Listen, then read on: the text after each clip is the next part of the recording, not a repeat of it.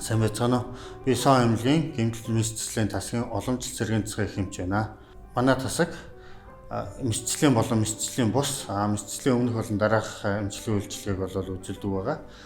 Миний хувьд хийгдэг эмчилгээний төрлүүд бол зүү, төөнөр, хануур, барай цэцэл, физик эмчилгээ бол хийгдэнэ. Мөн хөдөлгөөний цэцлийг бол хавсарч бол хийж болно.